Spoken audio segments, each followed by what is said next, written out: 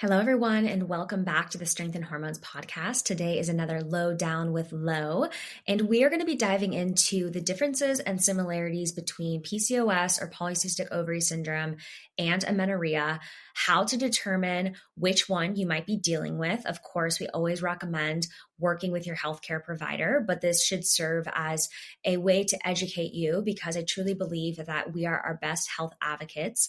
And the reason for this episode is because we see a lot of misdiagnosis in our practice where a lot of women are being diagnosed with PCOS because it is one of the most common endocrine disorders in women of reproductive age. However, they actually have amenorrhea, and the treatment for these two conditions looks very different. We're going to talk about why that is today and really how you can go about figuring out the cause of the irregular cycles and the symptoms you might be experiencing and really understanding where to go from here. I will say on a personal level that this is something that's very near and dear to my heart because when I was dealing with all of the hormone dysfunction, irregular cycles that I could not get back no matter what I did, and acne and weight gain and all of these things when I was in my early 20s, I was diagnosed with PCOS and was told that you probably just have PCOS, lean PCOS, not the PCOS insulin resistance because your blood sugar looks good. And that's really the impetus that I went with, is that that was the condition I had. And I had been then told again later in life that I had polycystic ovaries, but that I did not have the endocrine condition. So there was a lot of confusion from medical providers. And it was really the testing I did on myself that helped me understand the actual endocrine condition I had.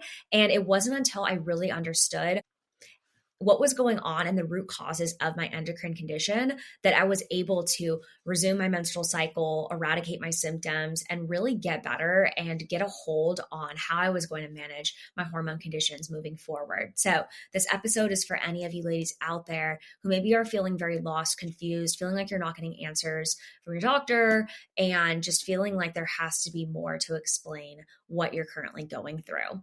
So PCOS, like I mentioned, is one of the most common endocrine conditions, really the most common in women of reproductive age. However, a lot of women also get diagnosed with PCOS around the time of perimenopause. And so sometimes we don't find out until later in life. I would say most commonly we see women being diagnosed with PCOS once they try to conceive and they've come off birth control, because birth control masks a lot of the symptoms of PCOS. And when we go back to really understanding your menstrual cycle history, starting with menarche or your first period, we can actually see that there was probably a lot of indicators that there was already PCOS at that point. But unfortunately, we are in the generation where a lot of us that are trying to conceive now were put on birth control at a very young age. And the problem with birth control is that it shuts off the endocrine system. It masks a lot of these symptoms. And we're going to talk about how it does that. But I have another podcast episode where I talked about a little bit more about that in the acne episode. That was another lowdown I did about a month or two ago. So that's always a good place to go back and reference, even if acne isn't one of your symptoms, just to kind of understand more of the mechanisms of how birth control kind of masks these symptoms and imbalances of PCOS. So the differences that we see with PCOS, one of them that I look for is a high LH or high luteinizing hormone level. Luteinizing hormone works with follicular stimulating hormone, or FSH. They are both pituitary hormones. And so we don't just make estrogen and progesterone out of thin air. We have a feedback loop that's sent from our brain. Our brain sends stimulation hormones, which are FSH and LH, down to the ovaries. And then that's where we make estradiol and progesterone. It's kind of similar to how TSH does the same thing for thyroid hormones. TSH similarly is a pituitary hormone. It stands for thyroid stimulating hormone. So it just stimulates from the brain down to the thyroid to then make T4 and then convert that peripherally in other organs, mainly over to T3, which is the actual active usable form. So again, we care about LH because it tells us where is the hormone imbalance stemming from. Is it a pituitary or what we call a primary issue? Or is it a secondary and more ovarian issue where we're seeing these hormone imbalances show up more in your estrogen and progesterone levels? And we really want to make sure that we time this properly when we test. It's important that you're not just going in and testing at any point in time because generally we will see an LH spike right before you're supposed to ovulate. So typically about 2 weeks into your cycle. It's one of the reasons why you can buy LH testing strips, because LH will always spike right before you ovulate. And it's that LH spike that's then what induces the progesterone production that happens in the luteal phase, generally about 3 days after. But in women with PCOS, there's chronically elevated LH levels. So generally, we don't just see high LH the couple days before ovulation, we see high LH at other points in the cycle. So I like to make sure that we're not testing right before ovulation, or we could get a falsely high LH level, but that we're testing generally in the luteal phase is kind of my favorite time frame for this. But it really just depends on what other hormones we're trying to gain insight into. So with PCOS, we typically see an LH ratio 2 to 3 times that of FSH. Generally, we see a 1-to-1 ratio of LH and FSH, but in PCOS, we see this about 2 to 3 times FSH. We also see a high cortisol level, not always, but it is common. And that's because the adrenal glands, which are located on top of your kidneys, they also make quite a bit of androgens. We see about 40 to 70% of women with PCOS are making these androgens from their adrenals, not just their ovaries. And with that, you also are generally going to make quite a bit of cortisol. Sometimes women have low cortisol, and that could be because your body's in like what we call stage 2, where your body's been in this overdrive. You've been making a lot of cortisol for a long period of time, and now the system is a bit burnt out, and that's why we're seeing a depletion of cortisol. And that's why we don't just look at cortisol by itself. We always look at other adrenal factors alongside cortisol. I also really recommend that when you test cortisol, it is done either through saliva or through urine. It's not very accurate in blood because in blood, it's all bound up. And so we're not able to see the actual free available amount of cortisol. If that's all you can get, it gives us a little bit of insight into things, but really urine or saliva is best. We also see a high insulin level. Insulin is a hormone, a metabolic hormone that's made by the pancreas. And generally with that, we also see an elevated A1C, maybe even an elevated fasting blood glucose. You can also look at other metabolic markers like uric acid. So these are some things that we can deduce to figure out, what's going on with the drivers of PCOS. Only about 70%, although that is a big percentage, of women with PCOS have high insulin. So we can't stop there. Just because you don't have abnormal insulin or A1C doesn't mean that you don't have PCOS. We also see a high testosterone and high androgens. And actually, the diagnosis criteria, which is called the Rotterdam criteria for diagnosing PCOS, says that you have to have 2 of 3 of the following things. So you have to either have high testosterone levels or hirsutism, which is dark coarse facial hair growth, dark nipple growth, and or intermittent or absent menstrual cycles, and or an ultrasonography, so an ultrasound that has visualized polycystic ovaries. So you have to have 2 of 3 of those. And so a lot of women think that just because their ultrasound comes back with polycystic ovaries, that that's enough to deduce that they have PCOS. And sometimes doctors will tell you you have PCOS based off the ultrasound, but it's different to have polycystic ovaries than to have polycystic ovary syndrome. Polycystic ovary syndrome is a syndrome, which means that there's multiple things that are imbalanced happening in the body. So in the example I gave you earlier, when I was younger, had polycystic ovaries, but I did not have polycystic ovary syndrome because I didn't have the metabolic and endocrine aspect of the syndrome. Okay. So that's really important, is to understand, do you have 2 of 3 of those criteria? And sometimes we can see that in your blood testing. Again, we want to make sure that we are testing total testosterone and free testosterone. And we're looking at other androgens like DHEAS, potentially things like DHEA, androstenedione. That gives us all of the androgens, not just coming from the ovaries, but also from the adrenal glands, because androgens like DHEAS and DHEA are primarily made by the adrenals, not the ovaries. And as I mentioned earlier, about 40 to 70% of women with PCOS have adrenal androgens that are part of the condition. We also see high leptin levels. Leptin is a fuel gauge hormone that is impacted by energy stores. And so generally we see either high leptin levels or what we call leptin resistance that's happening. And this is part of what drives some of the insulin resistance at play. So on the other end, with amenorrhea, we see low luteinizing hormones and low follicular stimulating hormones. So generally, they are really, really low. We're talking like less than 0.5. So the criteria for diagnosis is that the FSH has to be less than 10 and the LH has to be less than 10 as well. And the estradiol or E2 has to be less than 50.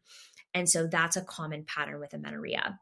We also similarly, though, see high cortisol levels. And that's because in amenorrhea, there's definitely a high psychological stress state. And that can maybe even be coming not just from psychological stressors, but also from physical stressors like over-exercising, chronic under-eating, so on and so forth. We see a low insulin level. And so, whereas I mentioned with PCOS, 70% of women have high insulin. With amenorrhea, we typically see an insulin level below 3. Optimal insulin level is somewhere between 3 to 6 fasting. So we generally see that there's a low blood sugar. If we're not able to get insulin, we can also look at A1C. And generally, A1C, we see that it's usually below 5. And then we see low androgenic hormones, so low testosterone, low DHEAS, and low leptin levels. Now, the similarities between the two conditions, and this is where a lot of the misdiagnosis happens, is not so much in the testing as it is the symptoms. But there are some things that do look similar on testing, and that's why we have to get all of these markers, not just one or two of them. The similarities could be low progesterone levels. Both conditions, we see inadequate levels of progesterone for completely different reasons, though. We also see potentially elevated levels of inflammation and immune system dysregulation, and that can be because with amenorrhea, for example, the low estrogen state can be stimulating to the immune system. So a lot of times we see like autoimmunity and like getting sick often and things co-occur with both of these. We also see a prevalence of hypothyroidism and low thyroid hormones in both conditions. Research shows that about 11 to 14% of women with PCOS have hypothyroidism, and that 27% of women with PCOS have Hashimoto's and have a presence of TPO or thyroid peroxidase antibodies. So both hypothyroidism, non-autoimmune, and autoimmune hypothyroidism caused by Hashimoto's are both more common in PCOS. And so we see this with amenorrhea as well. Not so much Hashimoto's as much as hypothyroidism, although it's not completely rare, but it is very common for us to see low thyroid hormones and hypothyroidism co-occur with amenorrhea. Symptoms can look really similar. Both conditions, we often see acne present, irregular cycles, either really long cycles or no menstrual cycle at all. Weight gain is common. Depression and anxiety, mental health conditions, as well as GI or gut-related symptoms as well, but again, for different reasons. Sometimes in both, we also see high levels of prolactin.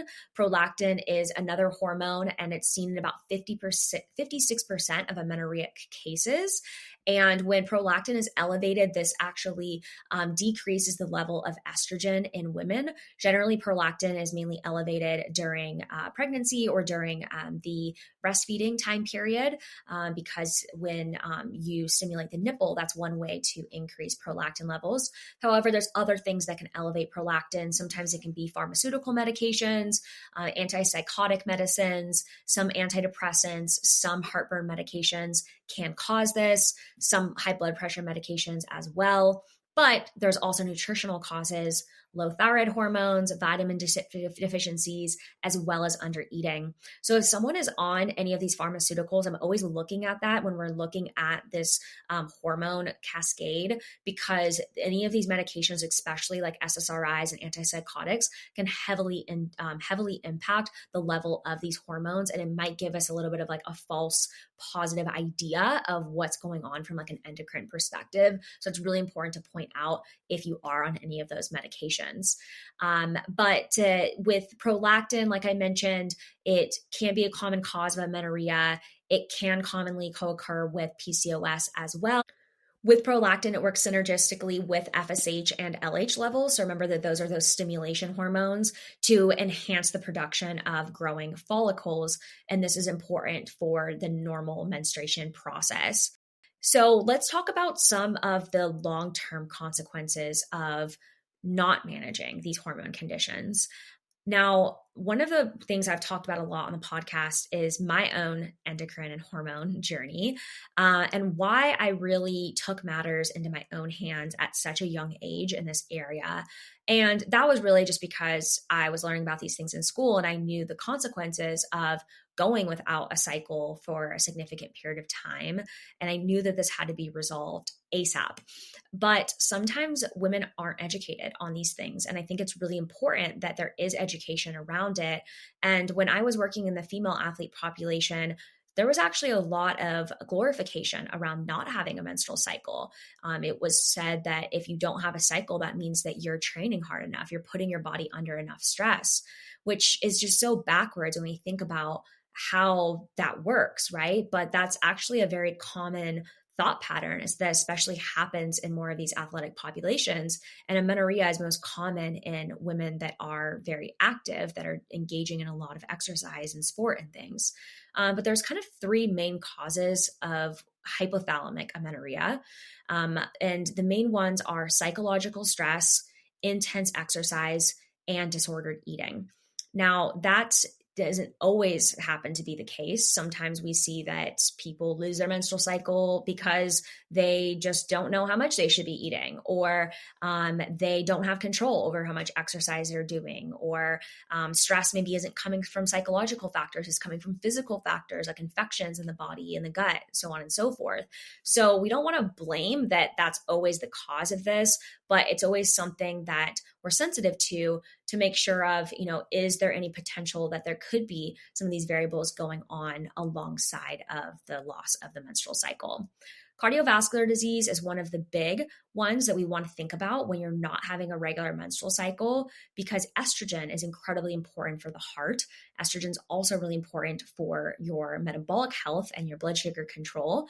But cardiovascular disease is common with these low estrogen levels.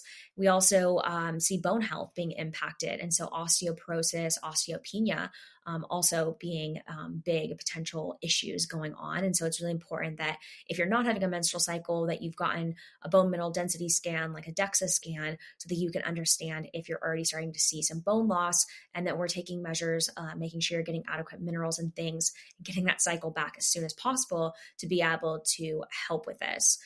We also see more mental health conditions because estrogen is also really important for the brain and for mood regulation. Estrogen supports serotonin levels. And so we see a higher prevalence of both depression and anxiety with low levels of estrogen and progesterone. Going back to the bone loss, elevated cortisol has been associated with an imbalance in vitamin D absorption, as well as metabolic related hormones like parathyroid hormones and thyroid hormones. And with amenorrhea, we also see that the thyroid is impacted. Like I mentioned, that's one of the similarities with PCOS, is that we see low thyroid hormones or hypothyroidism. And that's because hypothalamic amenorrhea suppresses the thyroid axis, and this affects the basal metabolic rate. And this is one of the reasons why weight gain can be a common symptom. Generally, it doesn't happen right away with amenorrhea. It happens more after some time. And so this is something that occurs. As I mentioned, we also see blood sugar starts to become impacted too because of the low levels of estrogen. And the thyroid also, when it's low, further suppresses bone metabolism. So we know that women with hypothyroidism have an increased risk, again, of osteoporosis and osteopenia. And the rate of this bone formation decreases by about 50% when thyroid hormones are low. And so it's really important that we're addressing not just the bone loss from the angle of like adequate minerals and the right type of exercise, but that we're also supporting thyroid hormone production, because that's going to be important for restoring bone density. We also want to look at things like the chronic high cortisol levels and the low leptin levels, because those also can impact the bone metabolism and can impact long-term bone health. I mentioned earlier leptin also being low with amenorrhea. Leptin is going to drop generally when there is a decrease in fat mass. And this is going to lead to a reduction in GnRH, which is gonadotropin releasing hormone. And that's really the primary hormone that then stimulates for us to make adequate levels of FSH and LH. And there are some studies that have shown that you can do like leptin replacement therapy to help support that GnRH stimulation, which then ultimately can help with restoring menstrual function. But there's a lot of nutritional things that we can do here too. And I actually see low leptin levels in a lot of women, even women that are normally cycling, but it's because of the chronic under eating and caloric restriction, over exercising, that's causing the low leptin. When your leptin levels are low, you're going to feel chronically starving because your body thinks it truly is starving, even if you're not. Same thing happens with leptin resistance. You feel chronically starving, even though you're not, which is going to make it really hard to support energy metabolism and weight maintenance. We're also going to see more difficulty with weight loss because, again, your body thinks that it's starving all the time and that it's always holding on for everything for dear life. And we're going to see more issues with the thyroid and cortisol levels when leptin is low. And so we can implement certain strategies within the way that you are setting up your eating throughout the week to actually help stimulate leptin. There's also certain supplementation and nutritional compounds within food that we can use to be able to stimulate leptin as well. But this is one that I would say goes kind of without testing for a lot of women, and maybe is less important, but is a component that I think needs to be tested and needs to be addressed as part of the overall picture of diagnosing amenorrhea versus PCOS. So with amenorrhea, generally we only would determine someone has amenorrhea after you haven't had a menstrual cycle for at least 3 months. Now, there's a difference between amenorrhea and hypothalamic amenorrhea, okay? So women with PCOS can have amenorrhea because with PCOS, we see irregular menstrual cycles. So you can have PCOS and also have amenorrhea.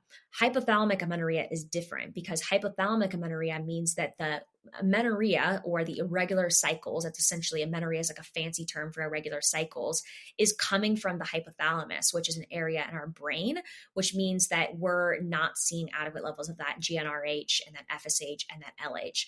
And so generally we would call something oligomenorrhea, which means like irregular cycles, if you haven't had a cycle for like 3 months, and then we'd be full on hypothalamic amenorrhea if you haven't had a menstrual cycle for 6 months.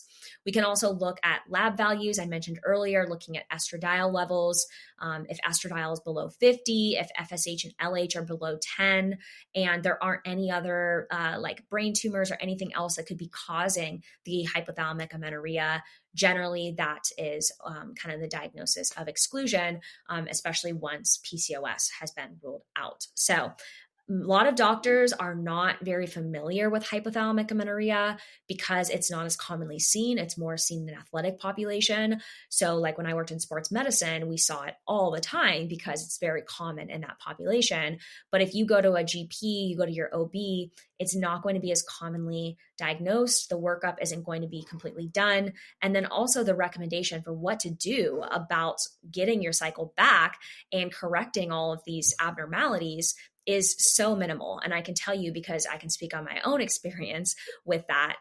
And so it really is in your best interest to work with someone, if you believe that you might have hypothalamic amenorrhea, to work with someone that is more sports medicine minded.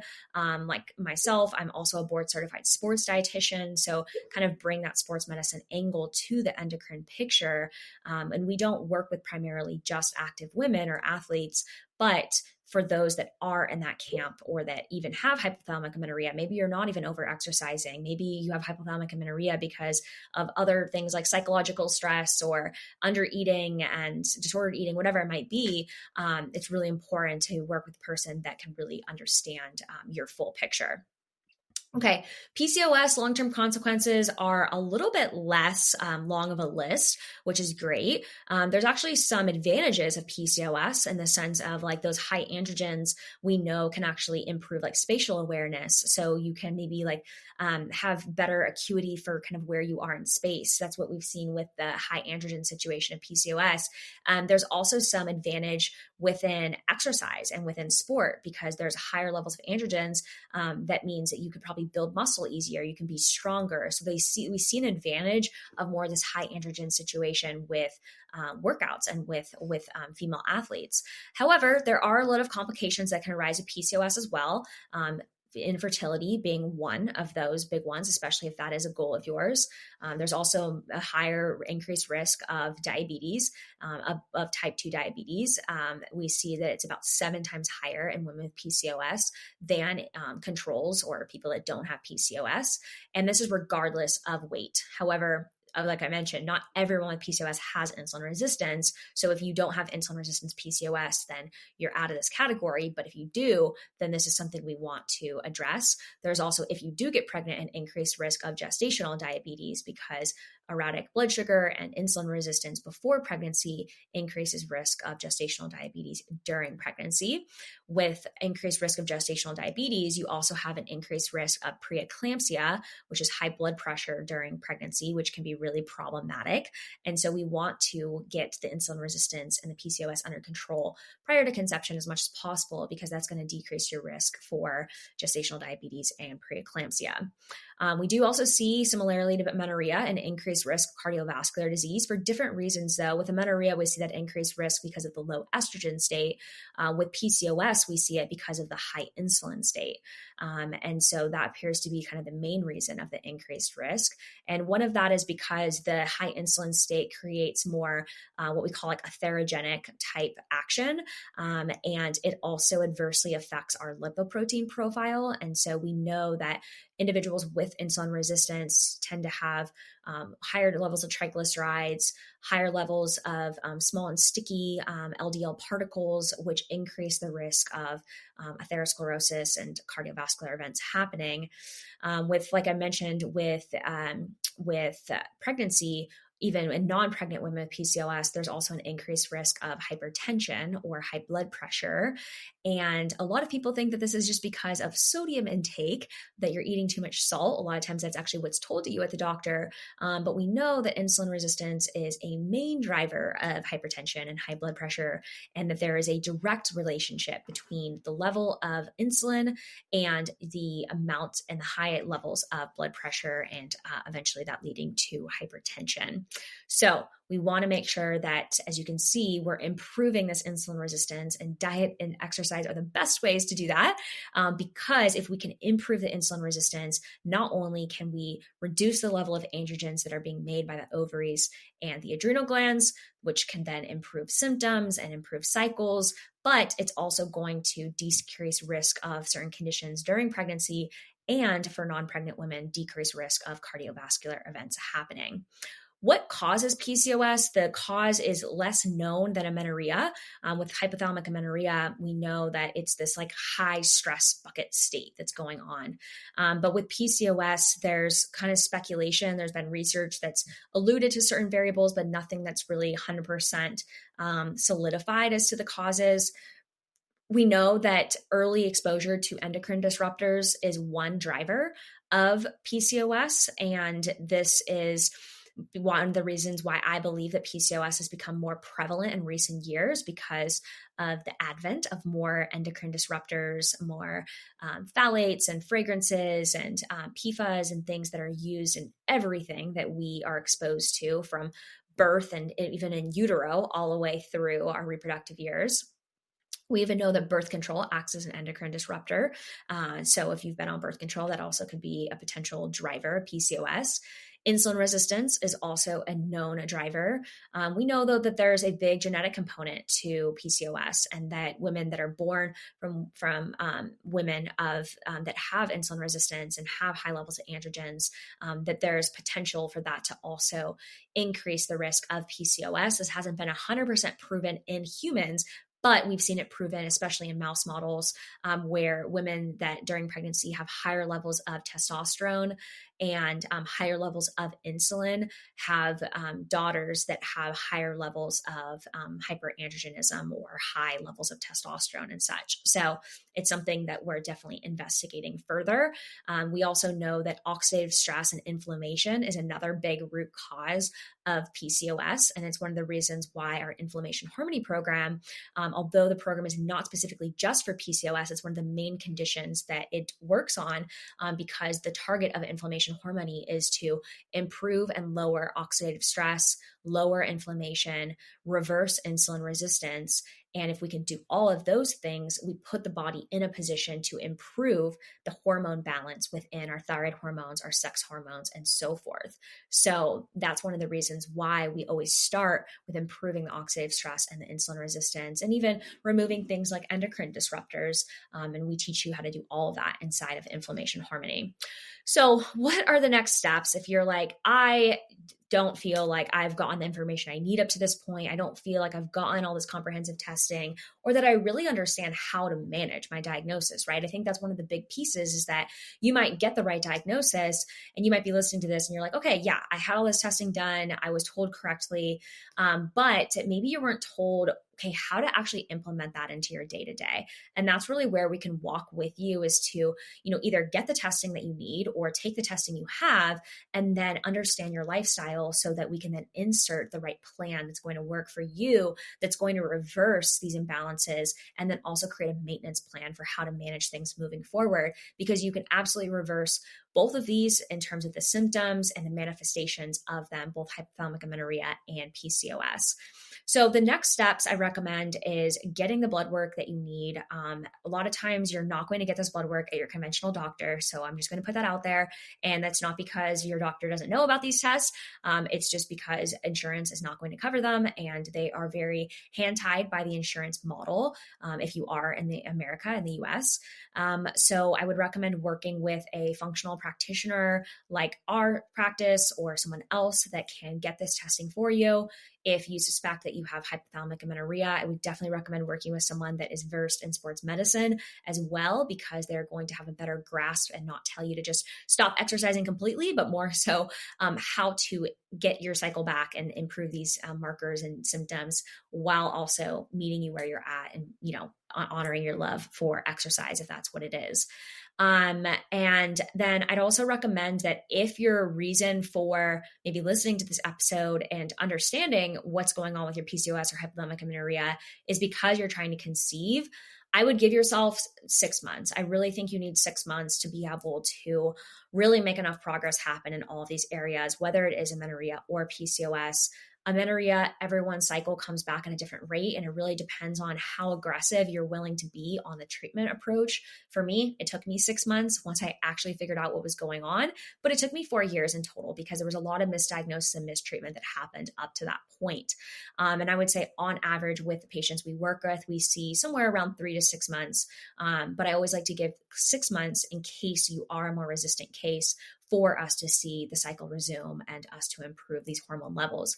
Once your cycle comes back, that's not the end though. We really want to see, I like to see at least, that we have 3 consecutive cycles, and that we've eventually restored ovulation, because that's going to be essential for conception. It's not just about getting your period back. We need to be having ovulatory cycles, and we need to be making enough hormones. And so oftentimes with hypothalamic amenorrhea, you're going to get your period back. You're probably not going to ovulate the first couple of months, and we're probably not going to be making adequate levels of estrogen, progesterone right off the bat, because our body's still learning what to do again. That connection between the brain and the ovaries is still being reestablished. So it's going to take a little bit of time of having cycles again for us to see all of those improvements happen. We also know that we've seen some of the research that, and I've seen this in practice, that you may not restore your cycle until you weight restore of where you lost your cycle. If you lost your period, if you have hypothalamic amenorrhea, because there was a dramatic weight loss that happened, you are likely going to have to regain that weight in order for you to see your cycle come back. Because part of this whole feedback loop is that your brain is sensing that there has been a big shift in fat stores, and that's part of what's causing the endocrine system to not send these right signaling hormones. That doesn't necessarily mean that you have to be at that weight forever, but it may be a very important part of your treatment plan, which I know can be very challenging if there, maybe was weight loss for a certain reason, or if they're just disordered eating, body image things that are at play. And that's where the complexity of all of this comes into play. Okay. Like I mentioned, because of the low leptin levels, that's something that has to be treated. So like for my own story, I always use myself because I don't like to disclose too much of patient details for confidentiality reasons. I had to regain the weight to where I lost my cycle, and I had to restore my leptin levels and all of these things and restore my cycle and such And it probably wasn't until a year after that that my metabolic function started to improve to where my body started to kind of slowly get rid of this like excess weight that my body was holding on to. And so this is a journey, right, that happens because we've put our body in the position where it's in a very stressed, like anxious state where it doesn't know if it is a safe place to reproduce. With PCOS, it's a little bit of a different treatment plan, and it really depends on what your root causes of PCOS are. But we need to make sure that if there is insulin resistance at play, that's something that's been corrected, because the insulin resistance has to be corrected before we can then see improvements in the androgen production of hormones that is causing a lot of the menstrual irregularities. And so with PCOS, we generally see that we need to support eradicating the oxidative stress and the inflammation. We need to support the insulin resistance correction. And then we want to support menstrual cycle regulation. And so again, similar to amenorrhea, you're probably not going to ovulate the first month. You probably are going to have a period, but it might not be an optimal cycle for conception. So we might get your period back within 2 or 3 months, but then we want to see 3 consecutive cycles. We want to allow the body to start seeing adequate levels of progesterone, a drop in testosterone, so on and so forth. So really 6 months is, I would say, needed in order for us to see all of these changes happen. And sometimes it could even take a little bit longer depending on the complexity of your case and how long your body's been in this state and how long the hormone imbalances have been in play.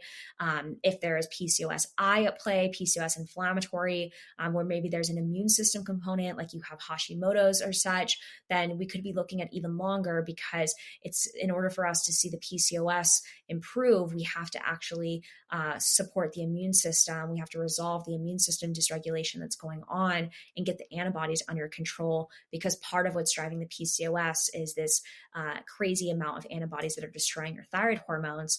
And we need adequate levels of thyroid hormones to support adequate levels of estrogen and progesterone that are going to be essential to conception and essential to a normal functioning menstrual cycle. So I just want to provide all this context so that you can see all the different pieces, and it's not just as simple as like just start eating a blood sugar balanced diet or just improve your insulin resistance. There's a lot of other things that are going on with both of these conditions, and it really is a stair step and a stepwise approach to figuring out where do we start, and then what does that treatment plan need to look like for you to be able to get from point A to point B, which maybe is your ultimate goal of conception, or maybe it's your ultimate goal of just getting your period back, like preventing some of these long-term ramifications and improving your metabolism, your skin, your hair, whatever it might be that your goals are for better managing your hormone condition. It's going to be a little bit of a systematic approach for us to be able to get there. So I hope that this was helpful for you to really see the similarities and differences and really how to address both of these conditions. If you guys have any questions on it, as always, come ask over on Instagram at functional.fueling. We'll be back next week with another guest interview and then a lowdown the week after that. Hope you guys have a great rest of your day. Thanks so much for being here, and I'll talk with you guys soon.